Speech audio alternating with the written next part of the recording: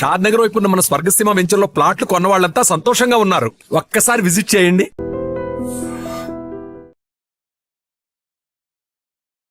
Operation Sindoor జరిగిన తర్వాత బోల్డ్ అన్ని డౌట్స్ ని వెల్లడిస్తున్నాయి అటు పాకిస్తాన్ ఇటు చైనా.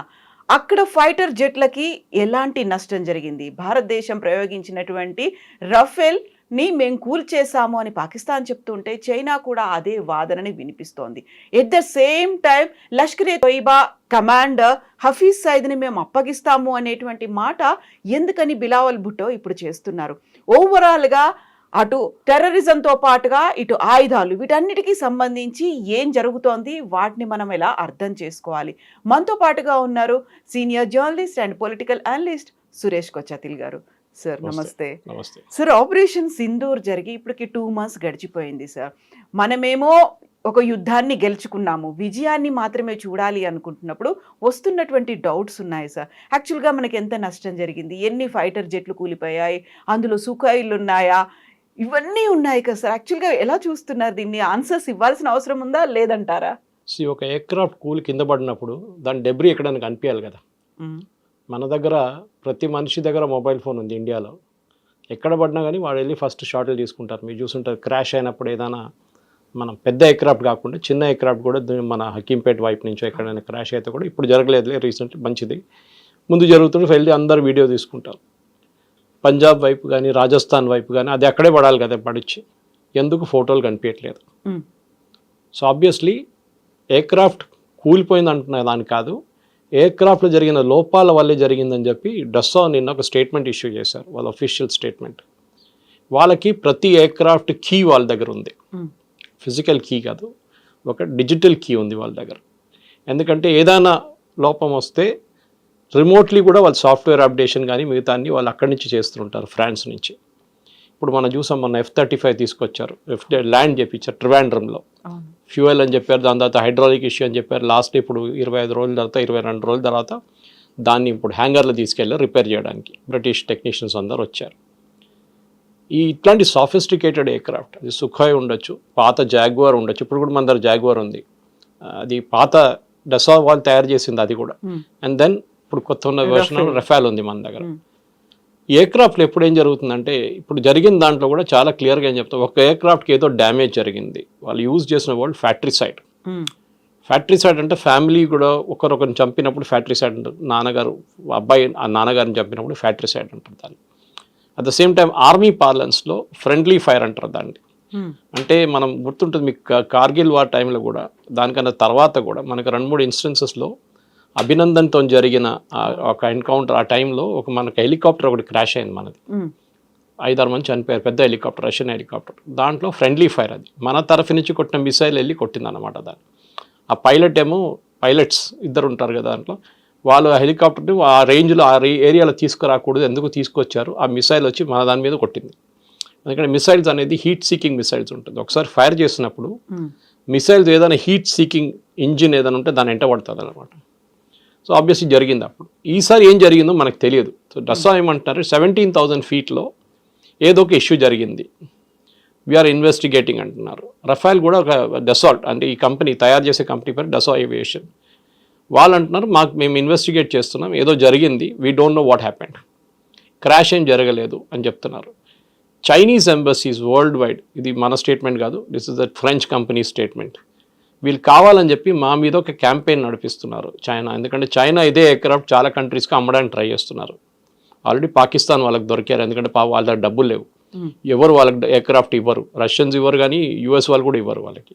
ముందు F-16 ఎందుకు ఇచ్చారంటే ఆఫ్ఘనిస్తాన్లో ఫైట్ చేయడానికి ఇచ్చారు.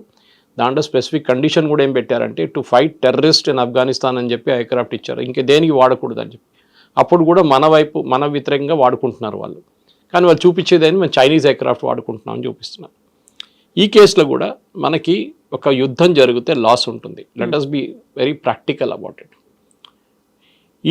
రాహుల్ గాంధీ అడిగిన స్టేట్మెంట్, ఎన్ని ఎయిర్క్రాఫ్ట్ పోయింది అనేది ఎగ్జాక్ట్లీ చైనీస్ వాళ్ళు చేసిన క్యాంపెయిన్ అంటున్నారు. అది ఇప్పుడు మనం చెప్పట్లేదు. Again డసా aviation is saying it, that Chinese embassies, Chinese world wide వాళ్ళ మార్కెటింగ్ టీమ్స్ ఏం చేశారంటే, అన్ని మార్క్డ్ ఇమేజెస్, లేనిపోయిన ఇమేజెస్, పాత క్రాష్ ఇమేజెస్ అన్ని తీసి ఏదో రఫాల్ పడిపోయిందని వీళ్ళేమంటున్నారు, పడిపోయింది అంటున్నారు కదా, చూపియండి మాకు ఒక వీడియో చూపియండి, ఇండియా వైపు నుంచి తీసిన ఒక వీడియో మాకు చూపియండి. పాకిస్తాన్ వైపు పడుతుంది అనుకోండి, పాకిస్తాన్ వైపు మీరు చూపించచ్చు కదా, మీకు ఏం లేదు. అక్కడ కూడా మీరు మాఫ్ట్ ఇమేజెస్ చూపిస్తున్నారు. ఫస్ట్ ఆఫ్ ఆల్ మన ఎయిర్క్రాఫ్ట్ బార్డర్ క్రాస్ చేయలేదు, ఇటువైపునే ఉండేది. ఏదో టెక్నికల్ ఇష్యూ జరిగింది, 17,000 feet అని చెప్తున్నారు వాళ్ళు చాలా క్లియర్గా. ఎందుకంటే ఫైటర్ ఎయిర్క్రాఫ్ట్ దానికన్నా పైన కూడా వెళ్తుంది చాలా మటుకు హైట్లో. కానీ ఏదో జరిగింది. వెరీ స్ట్రేంజ్లీ దాంట్లో నిన్న జరిగిన ప్రెస్ నోట్లో ఒక వర్డ్ యూజ్ చేశారు, ట్రైనింగ్ ఫ్లైట్ అంటున్నారు. సో ఐ వాజ్ వండరింగ్, ఈ వార్ జరిగే టైంలో ట్రైనింగ్ ఫ్లైట్ ఏంటనేది. సో అది కూడా ఒక క్లారిఫికేషన్ రావాల్సి వస్తుంది అనమాట.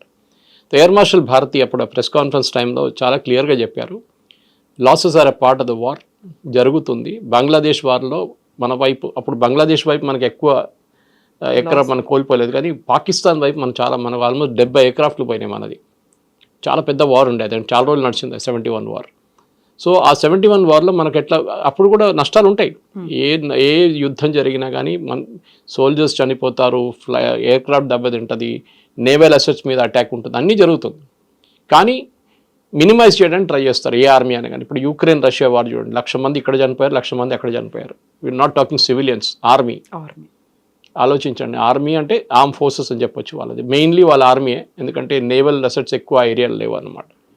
ఈ ప్రాబ్లం మన దగ్గర ఎక్కడ జరిగిందంటే, రాహుల్ గాంధీ కానీ మిగతా వాళ్ళు అడిగేదే స్టేట్మెంట్ చైనా అడుగుతున్నారు. సో రఫేల్ ఏమంటున్నారంటే, డసా ఏమంటున్నారు, కావాలని చెప్పి చైనా వాళ్ళ ఏజెంట్ని కూడా ఎంప్లాయ్ చేసుకున్నారు దీంట్లో. రఫేల్ అని అడుగుతున్నారు. ఎందుకంటే రఫేల్ ఈ ఎయిర్క్రాఫ్ట్ని చాలా నేషన్స్కి అమ్మారు ఆల్రెడీ. ఈజిప్ట్, ఖతార్ వీళ్ళందరూ కొనుక్కున్నారు, ఇంకా కొత్త నేషన్స్కి అమ్ముతున్నారు. సో ఎక్కడైనా డౌట్ వచ్చింది అనుకోండి, ఇప్పుడు చైనీస్ ఎయిర్ డిఫెన్స్ సిస్టమ్ ఇచ్చారు, అజర్బైజాన్కి ఇచ్చారు, పాకిస్తాన్కి ఇచ్చారు, పని చేయలేదు. మనం చూసాం కదా, మనం ఈజీగా కొట్టేసాం మొత్తం వాళ్ళ ఎయిర్ డిఫెన్స్ సిస్టమ్. ఇప్పుడు నెక్స్ట్ ఒక కంట్రీకి ఎలాంటి వాళ్ళు తీసుకోరు. అదే టైంలో మన బ్రహ్మోస్ ఇంత ఎఫెక్టివ్గా మనం యూజ్ చేసినప్పుడు ఏమైందంటే, ఆల్రెడీ ఫిలిపీన్స్ మన దగ్గర నుంచి 2 బ్రహ్మోస్ కొనుక్కున్నారు, 2 బ్యాటరీస్లో చాలా మటుకు మిసైల్స్ ఉంటుంది ఎక్స్ట్రా. 2 బ్యాటరీస్ కొనుక్కు ఇప్పుడు ఇంకా 2 అంటున్నారు. ఇప్పుడు చాలా మటుకు కంట్రీస్ గ్రీస్ అడుగుతున్నారంట మన వైపు నుంచి కావాలని చెప్పేసి. సో అమ్మొచ్చు అది. Even though it's Russian joint venture రష్యాతోని, కానీ మనకు 51% స్టేక్ ఉంది. So we have a higher say in that అనమాట. ఈ జరిగిన దాంట్లో కూడా చాలా క్లియర్గా ఏంటంటే, ఒక యుద్ధం జరిగినప్పుడు మెచ్యూరిటీ మెయింటైన్ చేసుకోవాలి పొలిటికల్ పార్టీస్. మన వైపు నుంచి చూస్తున్న బీజేపీ వైపు నుంచి దానికోసం బీజేపీ కానీ మిగతా పార్టీస్ కూడా, ఈవెన్ శరద్ పవార్ లాంటి పార్టీ కానివ్వండి, మిగతా ఈవెన్ మమతా బెనర్జీ కూడా వాళ్ళు ఎక్కువ లొల్లి చేయలేదు. రాహుల్ గాంధీ ఒక్కరే కన్సిస్టెంట్గా సరెండర్ అని చెప్తున్నారు. సరెండర్ అంటే మీ ఆర్మీ సరెండర్ అయ్యారనమాట. మోదీ కాదు, మోదీ పేరు చెప్తున్నాడు కానీ it's obviously army versus nobody surrendered. అందరికి తెలుసు ఎవరు డీజీఎంఓ కాల్ చేశారో, పాకిస్తాన్ డీజీఎంఓ మనకు కాల్ చేశారని చెప్పి ఎన్నోసార్లు వాళ్ళే చెప్తున్నారు. మా నూర్ఖాన్ ఎయిర్ బేస్ మొత్తం పోయిందని వాళ్ళే చెప్తున్నారు. 4 F-16 పోయింది అంటున్నారు, వాళ్ళకి అవాక్స్ పోయింది అంటున్నారు వాళ్ళు. ఇదంతా వాళ్ళు ఇచ్చిన స్టేట్మెంట్స్. బ్రహ్మోస్ కొట్టినప్పుడు మాకు 30 సెకండ్లే ఉండే రియాక్ట్ చేయడానికి అని చెప్పారు.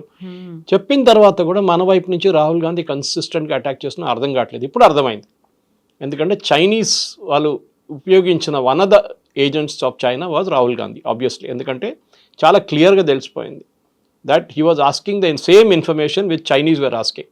చైనీస్ వాళ్ళు అడుగుతున్న అదే ఇన్ఫర్మేషన్ రాహుల్ గాంధీ ఎక్కడ పడ్డది చెప్పండి మాకు, అప్పుడు తెలిసిపోతుంది కదా చెప్తే. కానీ చెప్పరు మన వాళ్ళు.